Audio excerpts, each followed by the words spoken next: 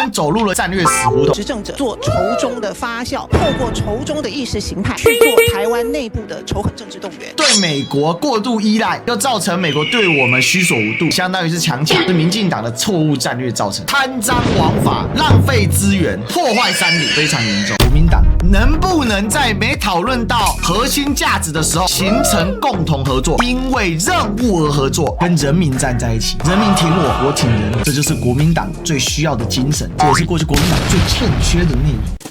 Ladies and gentlemen, welcome the host.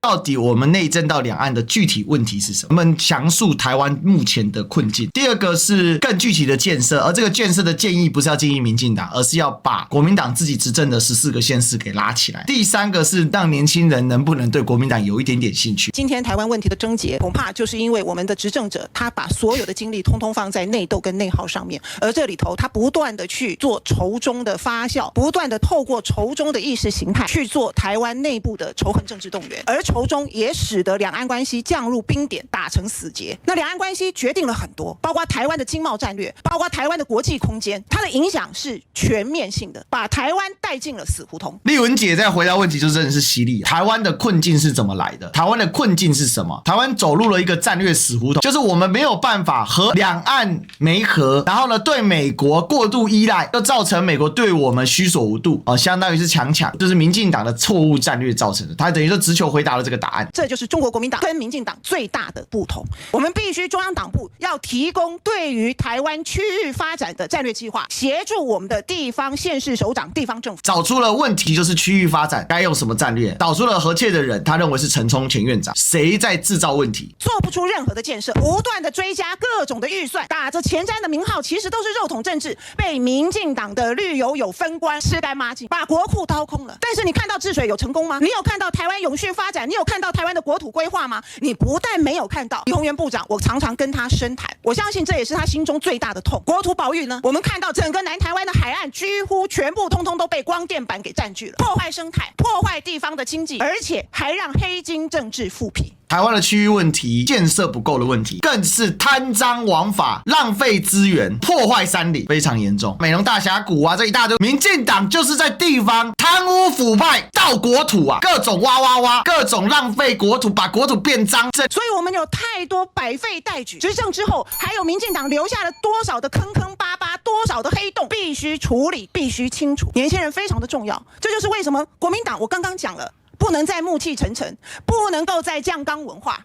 我们的确有越来越多的年轻战将，但是我们希望吸引更多的年轻人关注国民党。把问题做梳理，没有回答到实处去，所以3分钟回答李鸿源3集蛮难的。年轻人不喜欢国民党，年轻人喜欢徐小新年轻人也蛮喜欢罗志强，所以你要让年轻人进到国民党来，你就要能够世代交替。徐小新已经答应来帮我掌舵社群 AI 资讯工具，以及包括今天怎么样做青年发展。我相信强心合作、强心出击，年轻人会重新选择国民党。其实罗志强这个主构倒是蛮聪明的，他把问题倒过来先解。刚才郑丽文来不及回答了年轻人这一块，他把问题提出来，虽然没有办法结构性的扭转国民党目前不被年轻人所喜欢的问题，但确实年轻人会因为徐小新去看徐小新在干嘛，然后进而看到他的朋友就是国民党的战将，所以我觉得这个解题的思路是有的。你如果要这里用3分钟的时间回答一整篇国民党要怎么拉回年轻人，确实不容易了。老实讲，李鸿源问的是国家的问题在哪，罗志强的解法是蓝白合是解决问题的胜利方程式，这是2个不同层次的问题。国家的困境是什么？对罗志强的理解是，国家的困境是民进党在执政，打倒民进党执政，国家的困境就迎刃而解了。只要打倒民进党，唯一打倒民进党方法是什么？是蓝白合。所以如何促成蓝白合是罗志强这一次出来选举的核心政见。比如说对他来讲，他已经跳过了你去讨论国家困境这些东西，先拉下民进党才能治理国家，这是他的一个核心解题思路。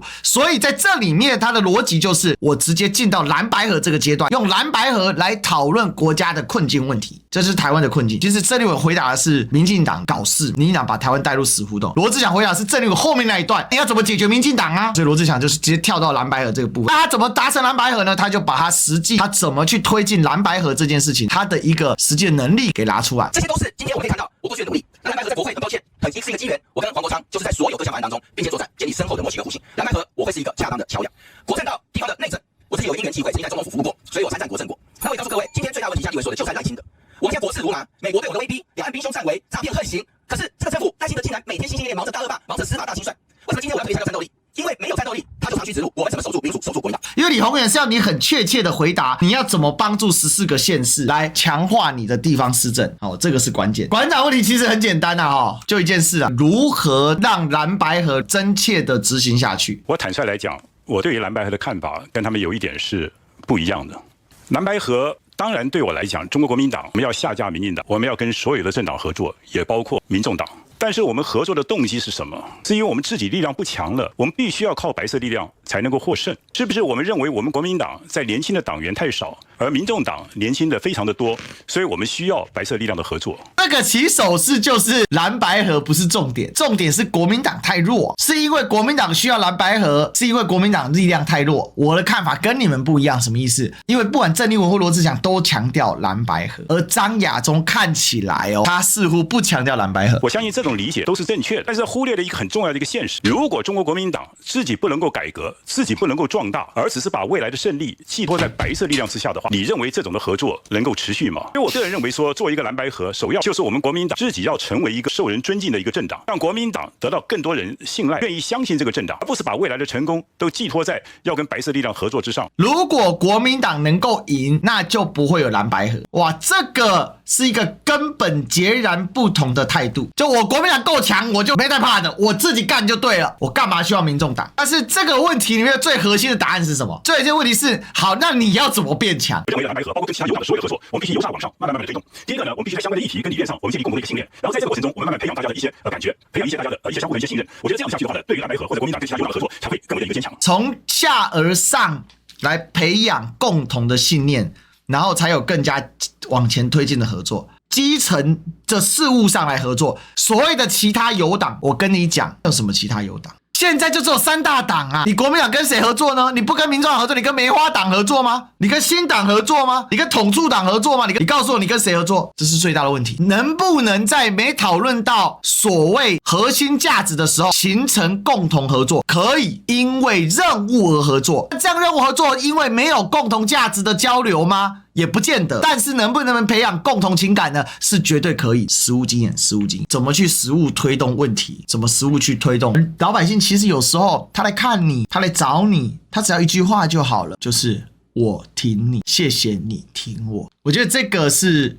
把这个连结在一起很棒的地方，这也是确实也是像他所说的，国民党最欠缺的部分。国民党最欠缺跟人民之间的连结。我们把它做连结的过程当中，把感动再拉深一点，不用急着堆砌，就是到底我做了什么。比如说我来诉说好了，我举我自己的例子，从2019年办这频道第7年了从2019年起家开始，经过大大小小的战役，19年韩流反罢韩，2021年公投到2022年大选，2024年蓝白合到蓝白分裂，到这一次2025年的大罢免，跟人民站在一起，人民挺我，我挺人民，这就是国民党最需要的精神，这也是过去国民党最欠缺的内容。其实强哥想表达的就是这一段。如果强哥把这个连结之后再做得更好，我认为他的选势就会越来越好。因为你怎么样去跟老百姓在一起，因为这是他最大的优势嘛，他走过最多的场，出过最多的钱，我觉得强哥他是有把这个表达出来，在这一段里面，只是说更他群一点怎么做。很多网友、很多的民众，我相信这不是我的空口白话，因为你们都曾经陪我走过，